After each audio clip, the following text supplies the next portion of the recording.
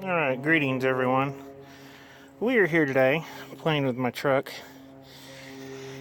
and what we're putting in is a TS 6-position chip.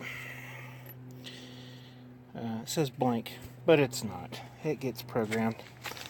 So, I ordered this off of Amazon, and that's the vendor who sent it to me. So this is the computer. Now the computer actually is back up here by the emergency brake pedal, and I've got to clean all of these wires up when I'm done. It's color gauges I need to clean up correctly. Let's see if I can get back in there. So you can see the connector where it came out. It's right here next to the emergency brake. It's on a bracket back in there. So, pulled it out. I've even actually pulled the screws off of it with a, what is that, a 7/32. And so I've pulled it apart just to make it easier to clean.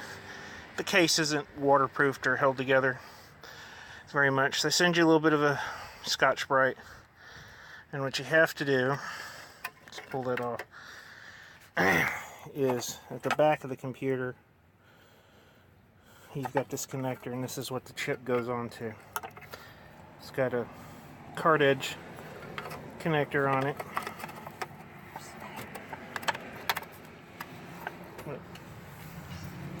Fine. Stealing my tape. My mom's holding borrowing my yard to hold a garage sale. Anyways, so it goes on there, and then you have a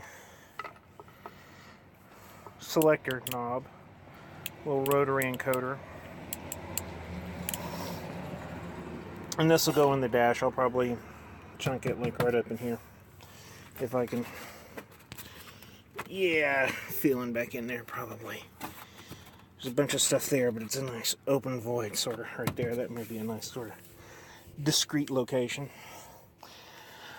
So previously I had, and I still do, apparently, I had an old tuner. So previously I'd had an old tuner I'd gotten from somebody used. And it's been okay, it's been good. But I want to be able to dial my tunes. I have this paranoia that I'll forget the tuner and hook up to my fifth wheel, and I'll be at too hot of a tune and I'll risk burning my engine up. So I like the idea of dialing on the fly, which is what this is all about. So I'm going to put this together. I'm going to have to modify the case, and then we'll show you when it's done.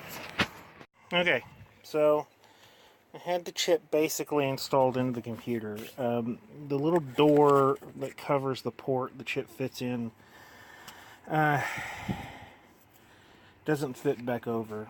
And this is pretty standard with these chips, actually. So lots of Gorilla Tape to cover the hole, let the wire poke out. This bracket's going to have to get dremeled and modified.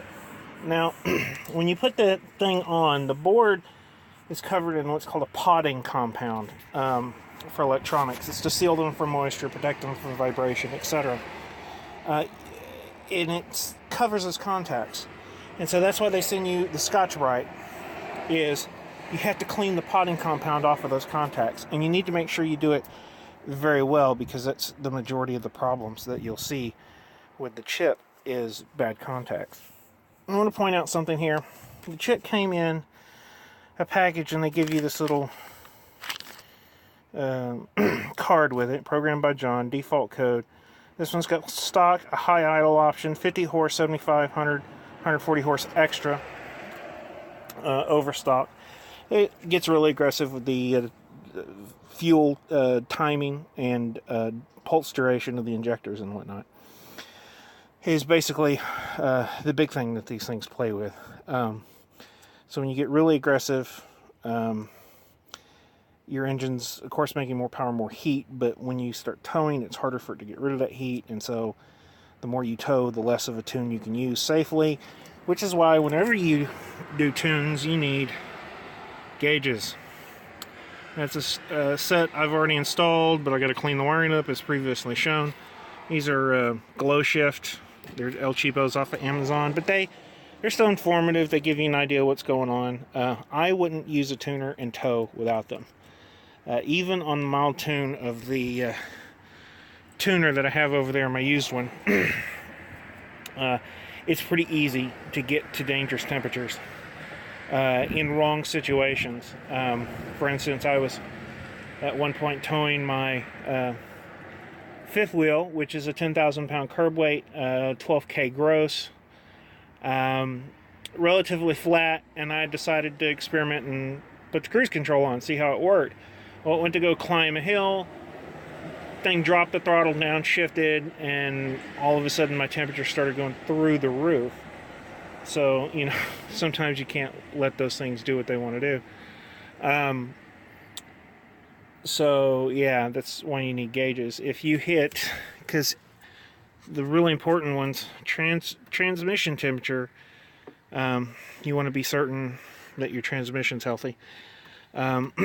Watching this one while I towed told me that there was some really unhealthy stuff going on with the transmission, so I actually put in an upgraded transmission cooler. It's off of a 6-liter Ford. It's dropped the temperatures 20 degrees. Exhaust temp. Again, you're getting aggressive on the fueling. Your temperatures are going to climb. Believe I've seen online you don't want to go over about 1250 Fahrenheit on your exhaust temp, because you'll start melting things. If you sustain that for, you know, a minute or something like that, it'll heat soak enough into the parts and you'll start melting pistons and turbocharger parts and whatnot. So, and then the boost gauge is, well, it's informative, but it's also fun. So anyway, this is the basics. Now I gotta go take this in, find my Dremel, hack this case up so that I can install it. One of the things I was going to point out, got sidetracked, this is the calibration card that came with the thing. If you look, this is default code XLE4. Well, do you notice off the door that came off of the chip port, and also calibration or model sticker on the computer? So kind of a pretty decent confidence that this is the right chip. You have to tell them what model vehicle, and in the case of these 7.3 Powerstrokes, there were some engineering changes even within certain model years. Mine being the example, this is what's called an early 99. It was produced in June of 08. And so you have to tell them production date and whether it's an automatic or stick. And now they know which code is the default, and they'll load everything up for you. So with that said, I'm going to go take this in and Dremel the crap out of this case. And see you back here in a second. Okay, so it's all installed. My thing is ringing for no good reason. Works like a champ, man. Already taken her around the block. Let me get down here. I still got wires I'm going to have to clean up. But you can see I've just chopped out of the plastic holder there. I have that open, and some of those wires I got to hook up an illumination wire for my gauges. That's why that's out. One of those projects I haven't done yet. Okay. So let's go all the way to stock. Let's see. Full left is stock. First one's high idle, so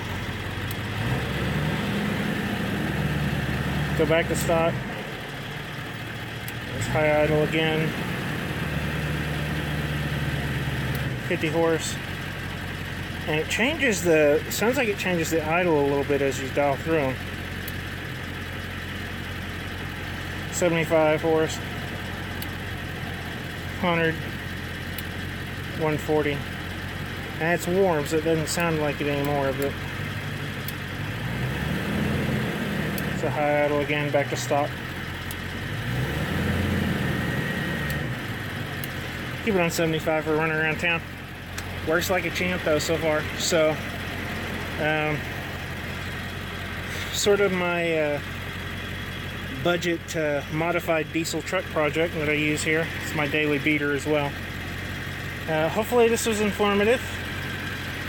If you have any questions, let me know, man. But it's I'm